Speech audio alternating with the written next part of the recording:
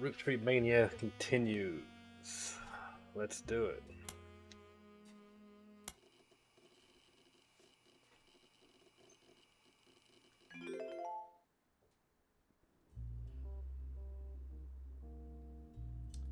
I think we ended up with some new evidence.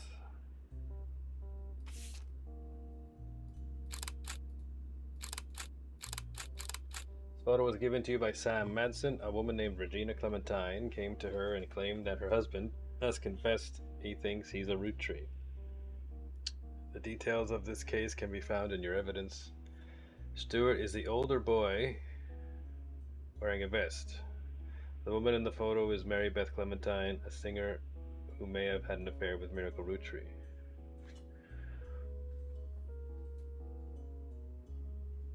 Miracle Roottrees.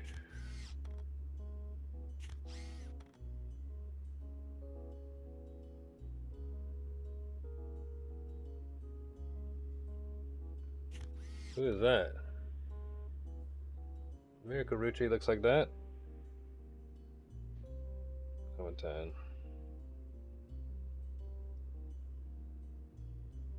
Got blonde hair.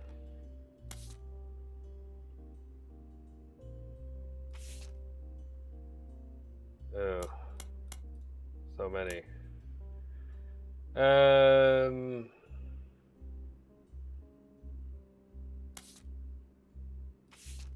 Make a new page.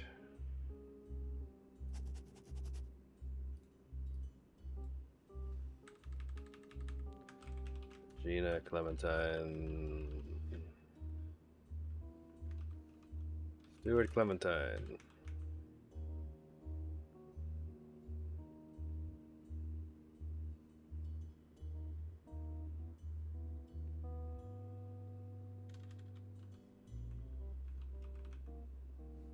All right.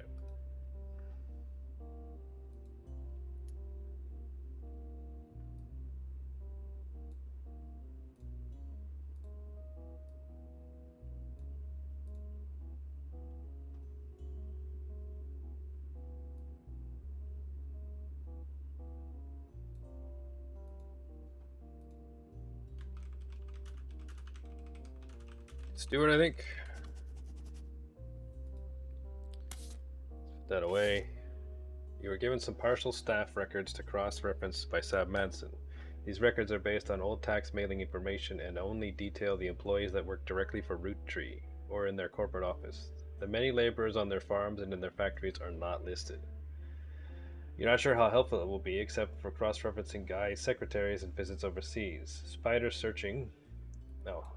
People just because they are listed in these books will likely be very time-consuming and a waste of your time. So Zach and Ernest. Lloyd Carpenter, Carl Monroe, Elizabeth Cravensworth. So we got her name. Is this Elizabeth 1 or Elizabeth 2? It's the farmhand. Alright, we did have an Elizabeth 2. So let me put this away. Where was it?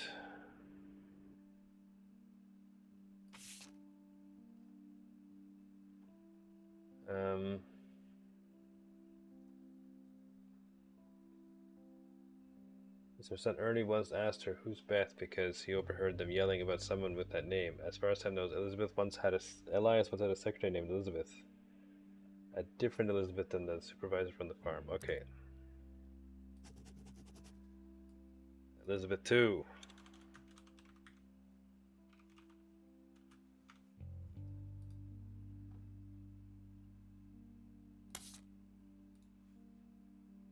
Back to this.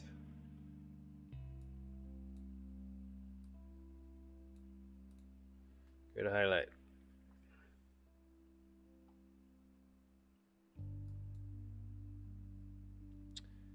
Eli C. Roottrees, Fred Cross, Albert Cross, Douglas Rosenberg, Juliet McMullen, Joanna Robinson, Doris Mays, Betty Knox. That's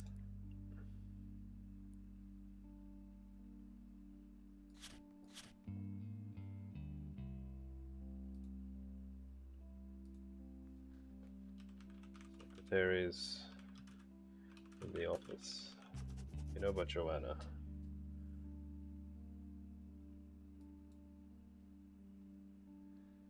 Samantha Madison. Oh, hey, they're here. Ah, we have Elizabeth Sparrow.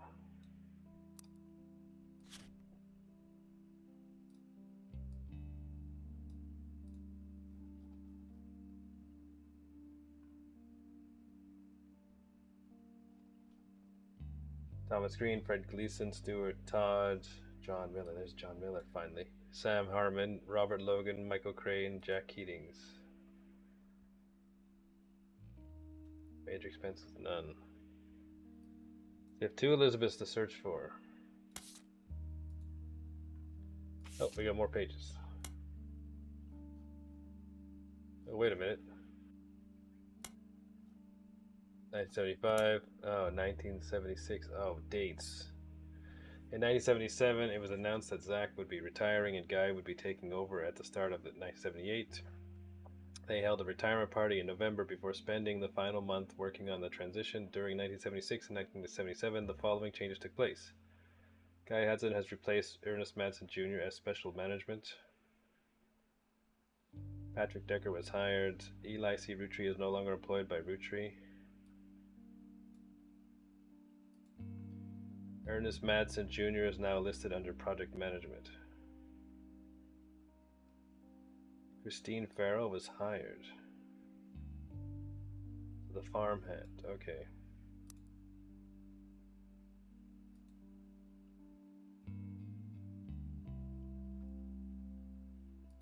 Highlight Christine Farrell. Joanna Robinson is no longer listed amongst the secretaries, but a Joanna Fellows has been added to the list.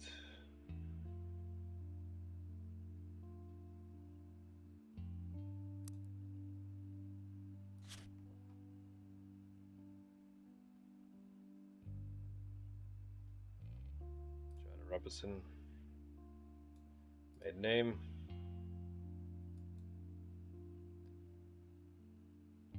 Beth Knox are no longer employed by Roottrees. Beth Knox. We have a new one.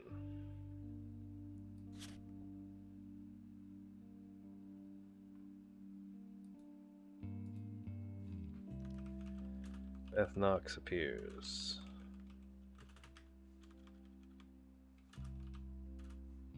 $97. Same Beth. New Beth? We don't know yet.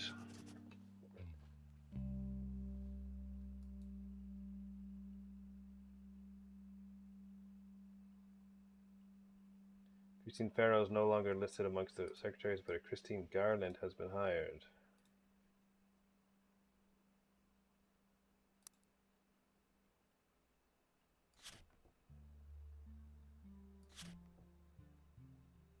Oh, I didn't.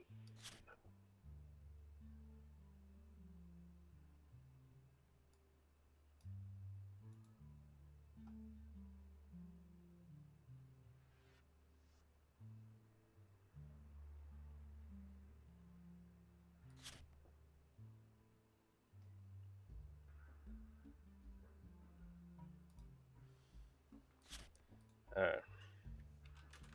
Is Christine Garland equal to Christine Farrell? Weird wording in the book, but I think maybe they are. Don't remember from yesterday.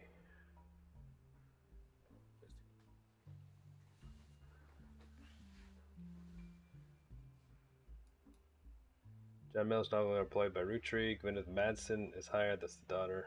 Beth Knox 50-year work anniversary bonus. What?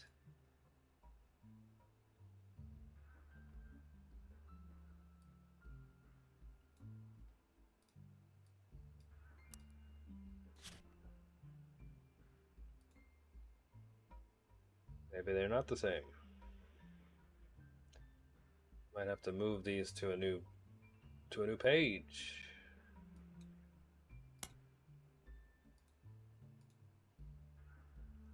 Zach Martin retirement party. Okay. In 1978, Guy Hudson took over. This began a particularly volatile period in the company's staffing. Many travel expenses were listed, and Guy began to develop new five-piece flavors. The following changes were recorded. Guy Hudson replaces Zachariah Morden. Edward Roottree, Elizabeth Cravensworth, and Lloyd Carpenter are no longer employed by Roottrees. Raffer Tunes is now listed as office staff.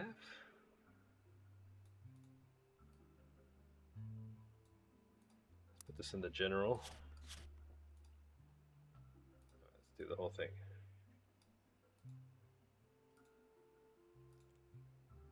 Albert Cross and Fred Cross are no longer employed by Roottrees. Christine Garland is no longer working for Roottrees.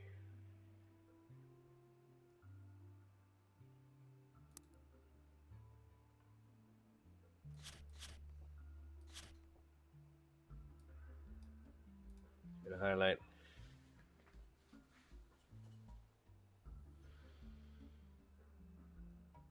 Beatrice Watts and Corinne Shorts were hired. Juliet McCullen and Doris May are no longer employed by Roottrees. Lisa Lewis and Valerie Ewing were hired. So we gotta look through these names. Thomas Green, Michael Crane, Elizabeth Farrow, and Jack Keating are no longer employed by Roottrees. Elizabeth Farrow. Elizabeth won, right? Emily Seinfeld and Sam Cattrall were hired. Father. Robert Logan is no longer employed by Roottrees. William Sams was hired. Special service interpreter. Susan Ford was hired under a special category that only existed for 1 year. Interpreter.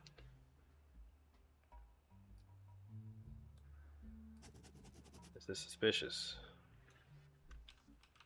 Let's add a Susan Ford entry.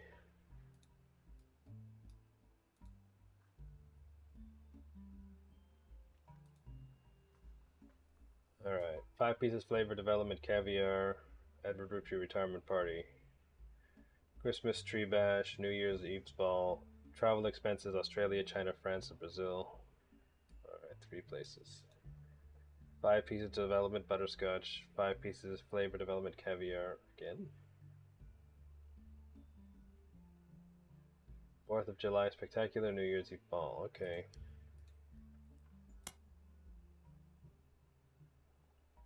The volatility continued. Many new employees didn't tend to stick around very long. The following changes were recorded. Terry O'Connor was hired. Susan Ford has been moved to office staff. Douglas Rosenberg is no longer employed by Roottrees. Edward Morrison and Robert Andrews were hired. Edward Morrison is no longer employed by Roottrees. Corinne Schwartz and Beatrice Watts are no longer employed by Roottrees. Linda Lewis and Angela Ingram were hired. Lisa Lewis and Valerie Ewing are no longer employed by Roottrees. Lisa Lewis. We have a Lisa Lewis over here. Yeah, we did.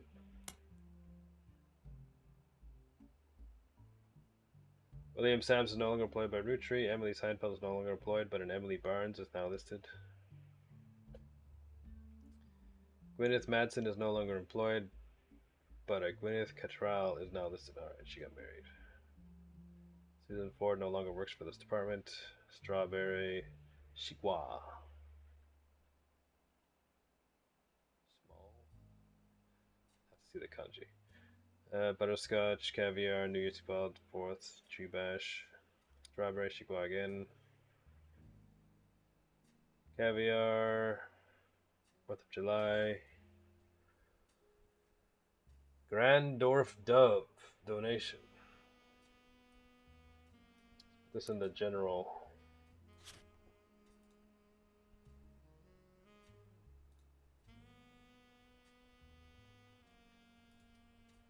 Another page. Guy Hudson died in May 1982, so the first few months of that year continued along the same pattern as they had been. Things quickly changed when Ernie took over. Most of the extraneous expenses ended, and all of his secretaries, most handpicked by Guy Hudson, were let go. Sam Madsen left Roottrees in 1984, so this is the last set of books you have access to. As Madsen replaces Guy Hudson, Carl Roottrees joins as special management. Susan Ford is no longer employed. No change, no change. Ernest Madsen Jr. no longer works in the department. Douglas Rosenberg was rehired. Angela Ingram, Linda Lewis, and Catherine Garrett are no longer employed by Roottrees. From here on out, no secretaries are directly employed by Roottrees. Roottrees instead uses a temp agency called Work Time Temp. Victor Logan was hired. Stuart Harmon is no longer employed by Roottrees. Amy Sutton was hired. Sam Madsen is no longer employed by Roottrees. Sugar plum, strawberry, Chihuahua again, butterscotch, caviar again. Brad Gleason 50-year work anniversary bonus. Clothing reimbursement. Carl Roottrees. Where they bought into the company. Right. Okay. We got some names in here. More reading. Why is it so big? Same. 6 pieces at prodigy.us. Genealogy, Genie, Prodigy. That's me. This is all the information I have about Regina Clementine, née Salazar.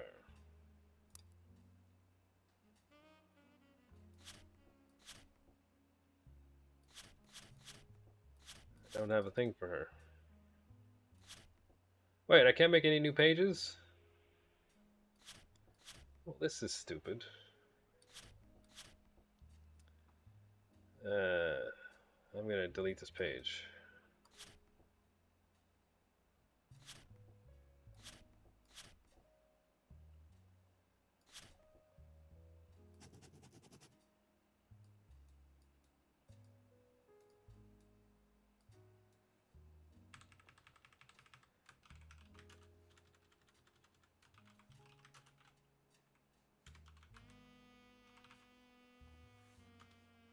I'm gonna have to double up on pages.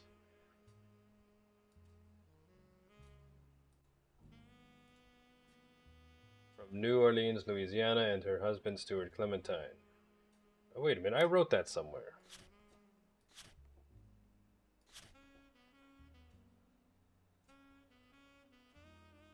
Oh, I do have one. Delete this page.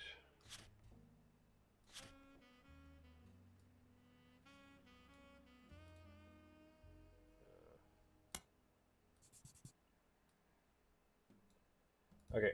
From New Orleans, she wrote me about a month ago. Apparently, the Roottrees lawyers went after her since then. By the time I received her letter and called her, she told me she couldn't cooperate anymore.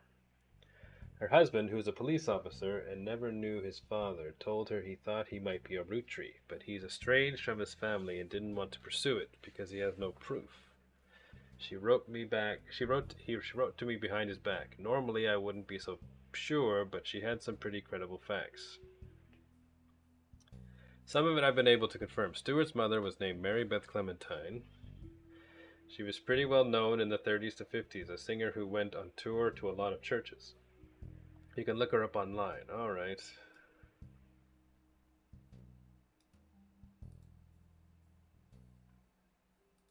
And she was a pretty big proponent of adoption.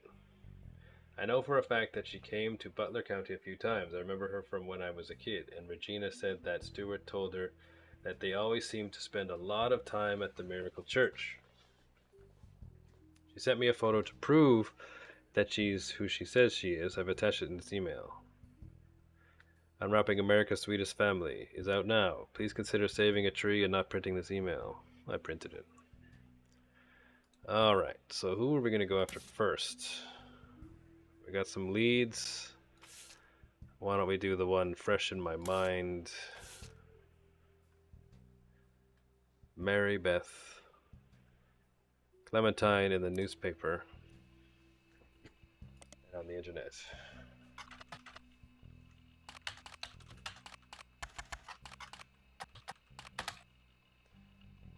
Mary Beth Clementine was a singer most popular in the years between 1942 and 1959. She traveled around the country performing at churches. Her repertoire was a mix of religious and popular songs, and although she recorded a few records, they seem lost to time.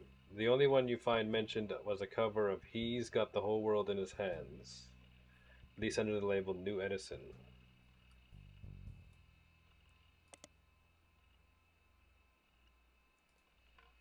One thing Mary Beth was known for was her adoptions. She's listed on many sites that mention adoption and the history of adoption. She adopted 2 children in the late 1940s, Stuart and Mark.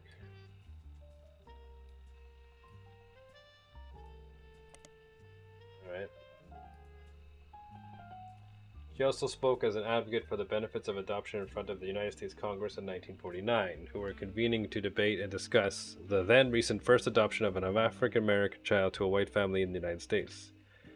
She was specifically there to detail her experience going through the system to adopt Stuart. Her other son was adopted later, and according to a single line on one adoption site, under unusual circumstances.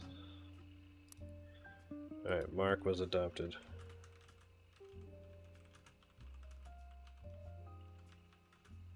Circumstances. Is he the real Roottrees? Yeah, I'm typing under my head. Question mark.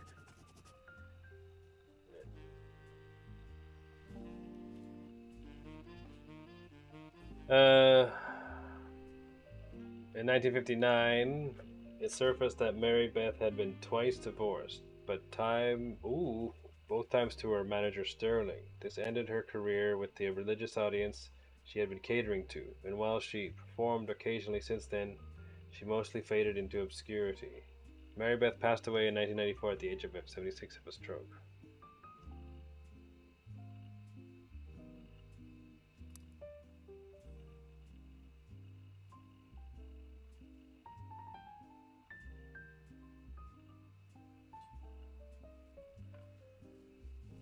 Gina Clementine. Let's look at the board. She was divorced twice.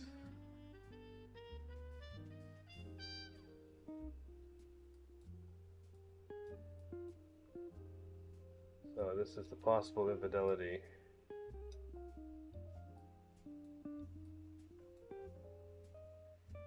He said, though, if it's on the board, it's real. So if you find one that's not real, you don't put it on the board.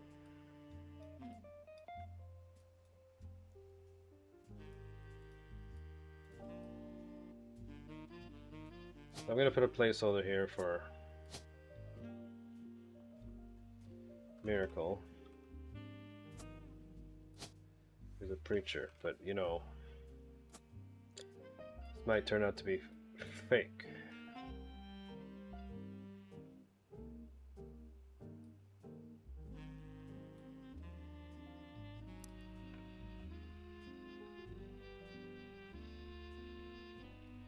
Her manager, Sterling.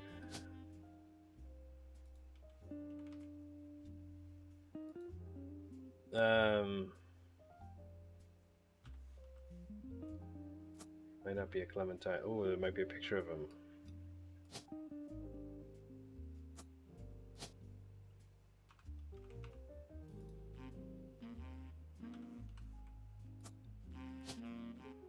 Here's a musician. Now,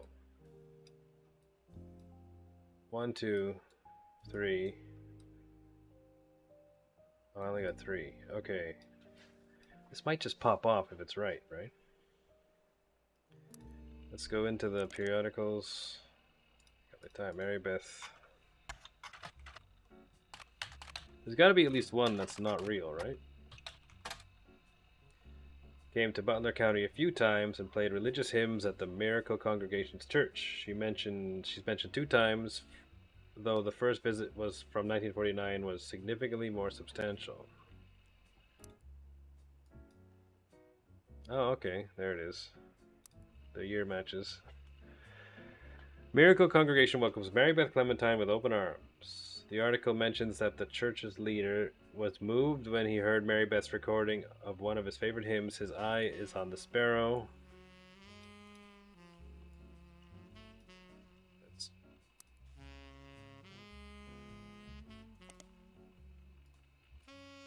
His Eye on the Sparrow holds a very special meaning to me. As you know, I've had a very difficult upbringing, and it's no secret that my own eyes have always been a source of struggle. The song is about overcoming sadness and the hardship through Jesus. If God can find a way to watch over every sparrow, he can certainly watch over those made in his image. My family's fortune does me no good as a man of the Lord. It's much better spent spreading his word, and I've felt a kinship with Mary Beth ever since I heard her voice. When I learned her personal story, I knew I had to help her whatever way I could. The Bible is full of adoptions, from Moses to Esther. Spending your life taking care of those helpless to help themselves is incredibly noble. She and her son are welcome to stay in our guest home. Alright, this makes me think.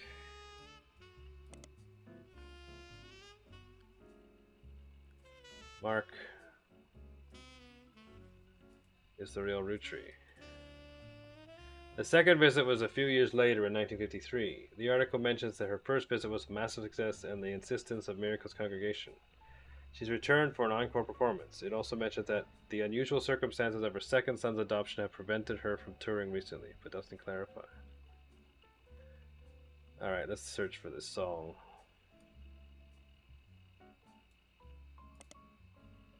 His Eye on the Sparrow is a religious hymn. It has been covered over the many years by many artists, so it's not likely very relevant to your search. The premise is that the singer realizes that they should not feel discouraged or disparaged by their troubles, as God is watching over every creature. If God can watch over and love someone as small as a sparrow, then the singer knows that God is also there to watch over them.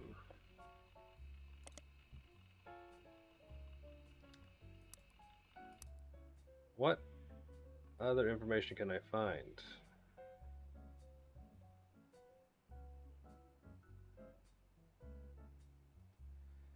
Search for the names of the kids.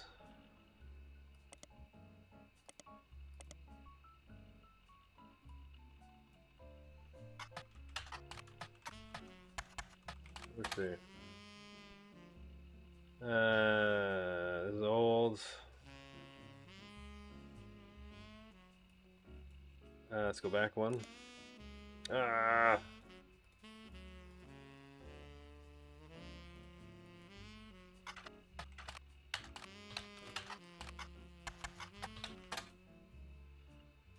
Miracle Congregation.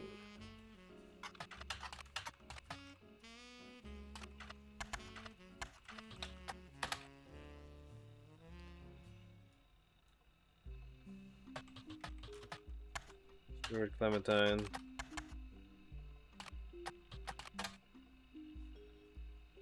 Mark Clementine.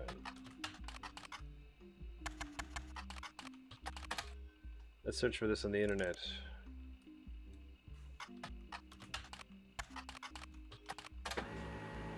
Ooh, Crocodile Clementine is listed beside the infamy list.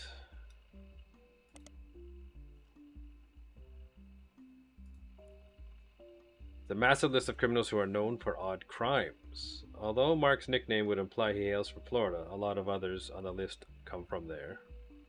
You don't like Florida, do you? Or Australia. You don't like Australia either? Mark is listed as being from Los Angeles. He has a pretty big entry. He seems like a real piece of work.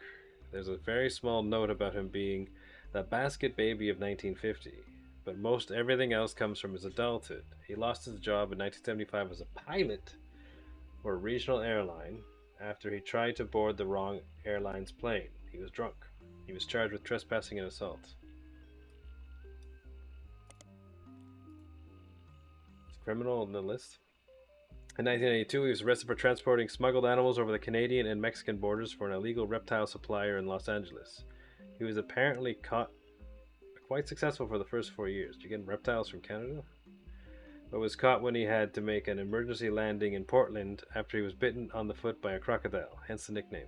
Apparently, the Portland Telegraph, okay. We can search for that right now. He's credited as having given him his nickname. His mugshot from this incident has been added to your photos. In 1993, he was released on parole, but his freedom didn't last long. He was arrested in 1994 in San Diego for violating it in an attempt to visit his daughter's graduation. He famously punched the principal, a man named Billy Sims.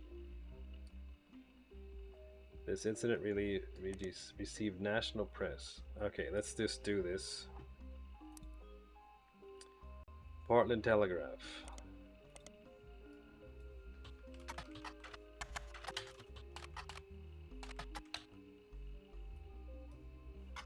Mark Clementine. Alright, the Portland Telegraph was the one that provided the nickname Crocodile Clementine and has some details about Crocodile Clementine's first major arrest. He was flying weekly between Los Angeles, Juarez, and Vancouver in a small plane. His flights were very low, literally under the radar. He was only caught because he was bit by a crocodile on the leg and had to call in a mayday because he was losing blood. He tried to tell them that he was the crop duster who somehow cut his leg on a loose piece of metal in the cockpit. But his story seemed very odd, and controllers quickly alerted the police without informing him. When he landed, they were waiting, and he was promptly arrested. What was the other? Billy Sims.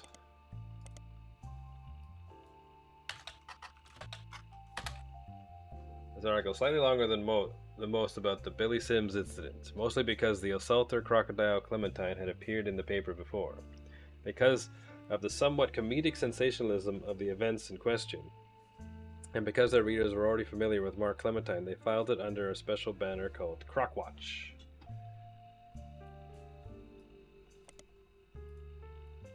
It mentions that our good friend Croc Clementine was actually in attendance at the high school graduation because his daughter was walking the stage. He was apparently not allowed to attend. His ex-wife had a restraining order filed on behalf of her daughter, but did so anyways. It was unknown to the school staff, including Sims at the time, who he was, but a security guard recognized him, and that's when the trouble started.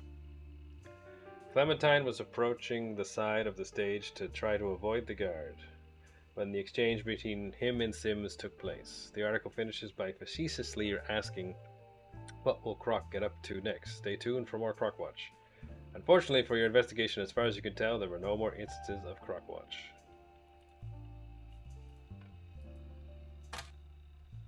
Did report on Billy Sims, but the information seems redundant with the basic information you could find on the incident from the internet. Oh, I can just search on the internet too? Billy Sims is the principal of Sandstone Canyon High School, who had his 15 minutes of fame in 1994 when he was punched by Crocodile Clementine at a graduation ceremony. Pretty much every news organization, from Trustworthy to Tabloid, seems to have their own take on the altercation. It wasn't the punch that captured the nation's attention, however. It was Billy Sims' matter-of-fact response to the threat and his comments afterwards, as heard in a now-famous audio clip from someone who was recording the ceremony.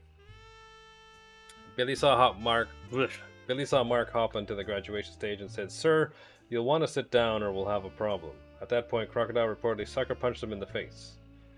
Billy, apparently only slightly dazed, said, "All right, sir, I guess we'll have a problem." Clementine tried to throw another punch, but Sims anticipated it and performed a maneuver that spectators described as a wrestling move mixed with a backward somersault. Well, it's like a suplex?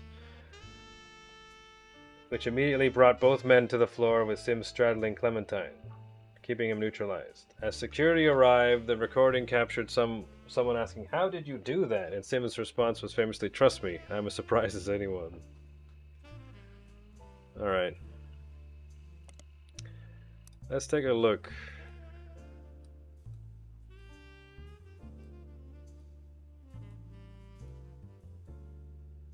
He has a daughter.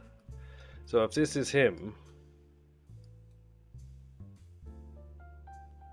this might be him. Let's take a look at the picture. The game's just gonna give it to me. You look a lot like Miracle, sir. Multnomah Correction Division. Smuggling reptiles. Alright.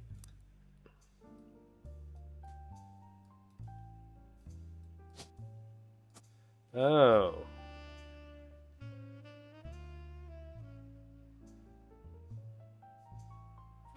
We don't know.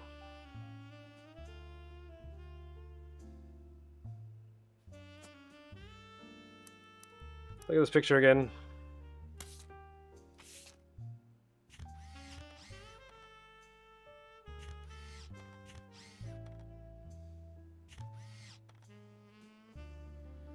That boy's hair is brown. Who is that? Is that Miracle? He's not wearing his weird suits. Or maybe that's Sterling.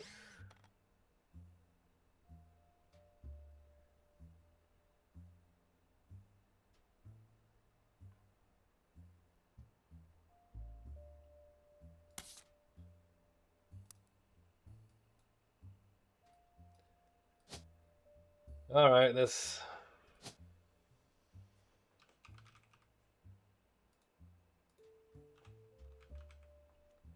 Sir Clementine. I don't know what he does. Regina Clementine.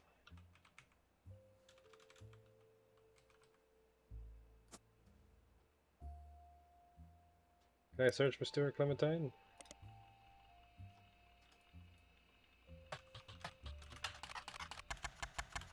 Keep spelling it wrong. Clementine isn't a popular last name, and you managed to find a Stuart Clementine listed as one of the many names of an emergency services website. No, it seems. Oh, yes, he's a police officer.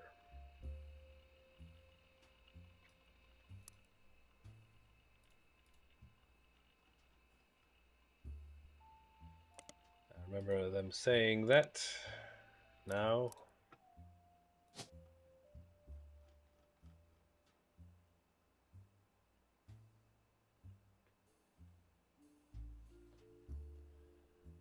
There's no police here. Yes, there is police there. Alright, I have 4 listed now, right? Joanna Fellows isn't her born name, right? It was Robertson. I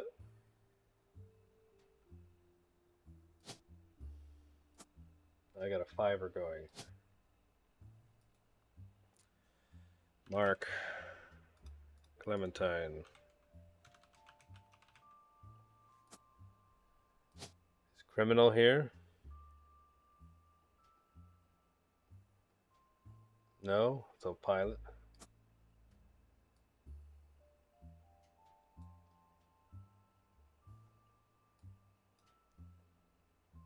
That's not her born name, right?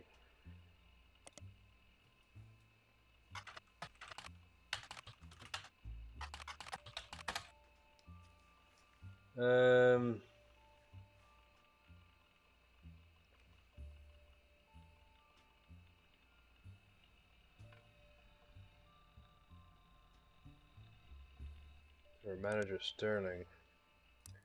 Yeah, her name was not Clementine.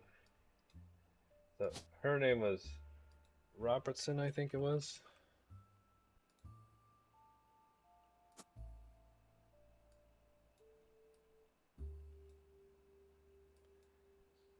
Okay, did I get her name wrong?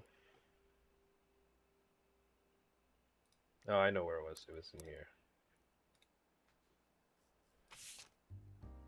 Joanna. This page. Joanna Robertson. Doris Mays.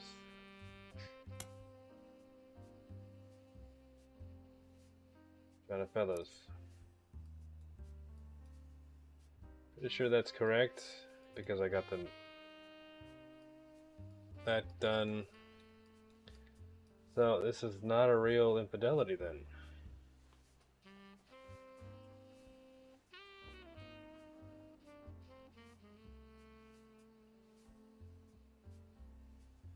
Unless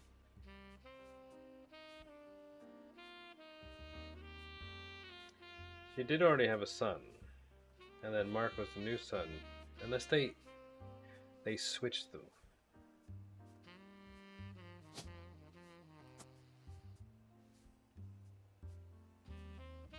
Yeah, but he's the only one that has a double picture, right?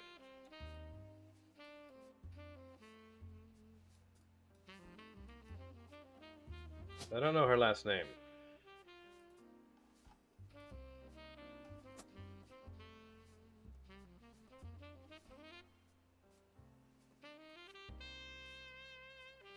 Wait, do I not have 4?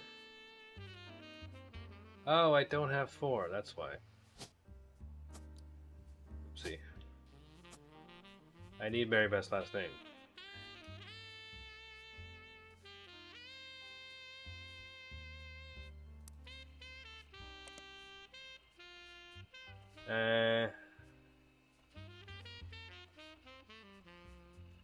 Let's see, periodicals. Modern Music Monthly, Mary Beth Clementine.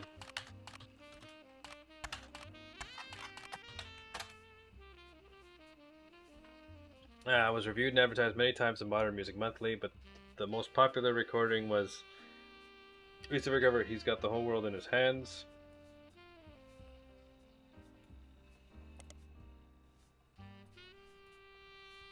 He's under the label New Edison. Let's update this. Did I get this already?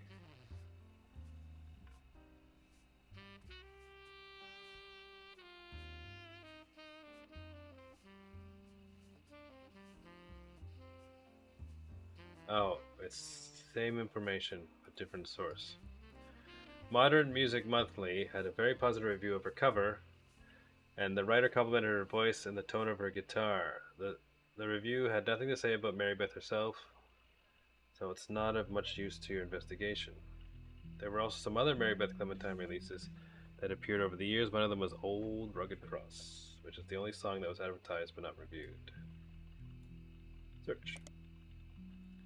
Popular hymn that was covered by many artists. You won't find much relevant information about it online. Alright.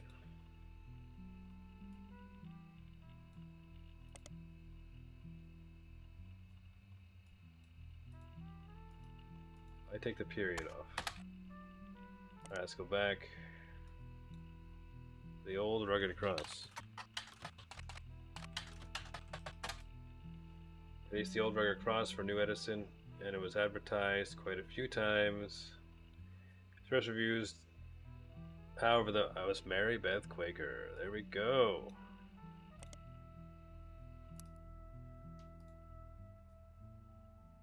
Did they say that name already? I think they might have. I'm just not paying attention. 3, 2, 1.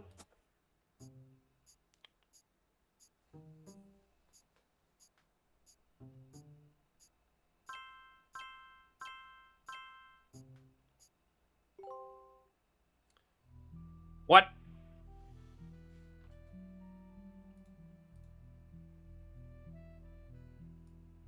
Do I need a picture to get this unlocked? I might.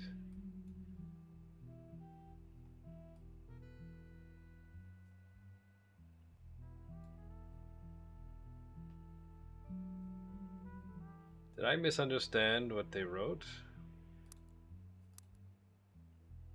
I might have.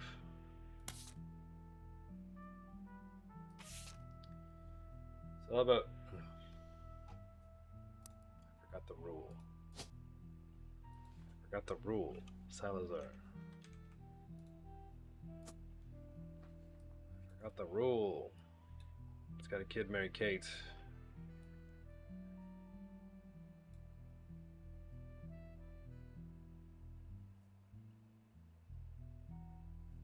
Oh, I did have. I had Roottrees. Miracle.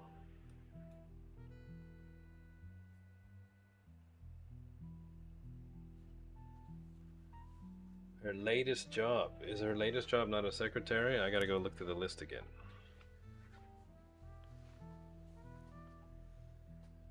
Her last job, she's not a secretary anymore. That's probably it.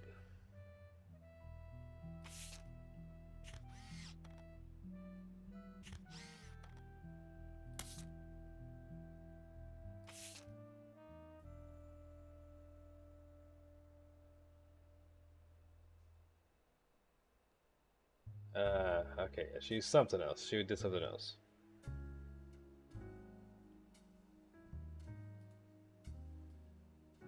She was a cash register. Cashier.